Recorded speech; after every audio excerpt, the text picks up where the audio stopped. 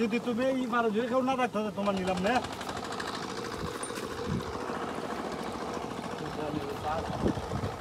Hello, আসসালামু আলাইকুম guys, আপনারা কেমন আছেন? আশা করি সবাই ভালো আছেন। আমিও ভালো আছি। আজকে আমরা যাব আমাদের এদিকে সোনারঘাট আসামপাড়ায়, এবং আসামপাড়ায় যাওয়ার মূল উদ্দেশ্য হচ্ছে আমরা মানে আমার হাতে একটা আঙ্গুল আছে, আঙ্গুলটা ভেঙে গিয়েছে একটি অ্যাক্সিডেন্টের কারণে। তার জন্য আমি একটু ওষুধ আনতে যাবো আর কি। আমাদের এখানে আসামপাড়ার অনেক ভালো একজন ডাক্তার আছে। ওনার ওষুধে অনেক মানুষের 3-4 দিনে বা এক সপ্তাহ কমে আমরা ওষুধ ভালো হয়ে যায়। এবং দেখতে দেখতে আমরা চলে আসছি আমাদের ফয় নদীর পাড়ে।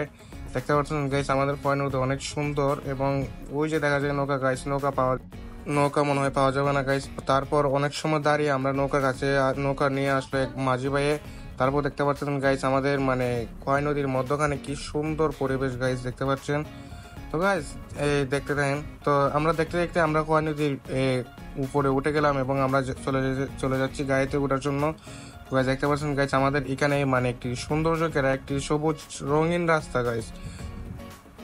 তারপর দেখতে দেখতে আমি বাজারে চলে আসলাম। এটা আমাদের মূলত চানভাঙ্গা বাজার। একটা রিক্সা করে চলে যাব আমরা চানভাঙ্গা বাজার থেকে চানভাঙ্গা তেমনি আর কি গাইস। তেমনি থেকে গাড়িতে উঠতে হবে আবার। তো গাইস দেখতে পাচ্ছেন আজকে চানভাঙ্গা এর মেইন রাস্তার মধ্যে গাইস অনেক সুন্দর একটি ওয়েদার, এবং অনেক মানে একটু ঠান্ডা ঠান্ডা আর কি লাগতেছে, এবং সেই রকম। আর আমি এখানে একটি এমনি ঢঙ্গি একটা ভিডিও বানিয়ে ফেললাম। তো গাইস দেখতে দেখতে আমি চানভাঙ্গা তেমনি এসে গেলাম, এবং সোনারঘাট যাওয়ার জন্য একটি সিএনজি নিয়ে নিলাম। তো গাইস চাচা আমাকে আগে থেকে সেরা দিয়েছিলেন, তারপর উঠে চলে যাচ্ছি। তো গাইস দেখতে দেখতে চলে আসলাম আমাদের সোনারঘাটে। তারপর সোনারঘাটে আমরা যাব এখন ব্যাংকের থেকে টাকা তুলে তারপর যাব আমরা আসামপাড়ার দিকে, ওই কবিরাজের বাড়ির দিকে আর কি। তারপর আস্তে আস্তে আমরা ব্যাংকের কাছে চলে আসছি। তো গাইস ব্যাংকে চলে এসে দেখি গাইস আজকে ব্যাংকটা বদ্ধ। মানে আজকে শনিবার, তো ব্যাংকটা বন্ধ করে রেখেছে। এই 10টার পরে ব্যাংক খুলবে। আর আমি অনেক তাড়াতাড়ি যাওয়ার কারণে আমি কি করলাম, বিকাশ থেকে টাকা তুলে চলে আসলাম এদিকে। পরে দেখি গাইস অনেক জাম, এবং জামের মধ্যে গাড়ি খুঁজে পাচ্ছি না।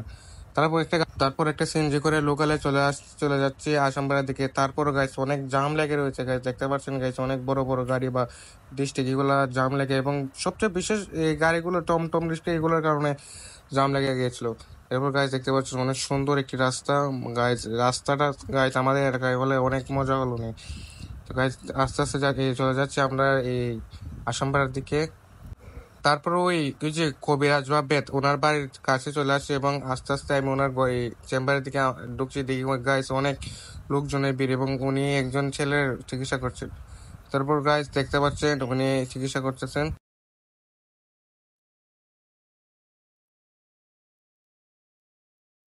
পর ওনাকে দেখে উনি আমাকে ওষুধ দিয়ে দিলেন, আমার প্রাপ্য ওষুধগুলো যেগুলোতে আমার হাত ভালো যাবে।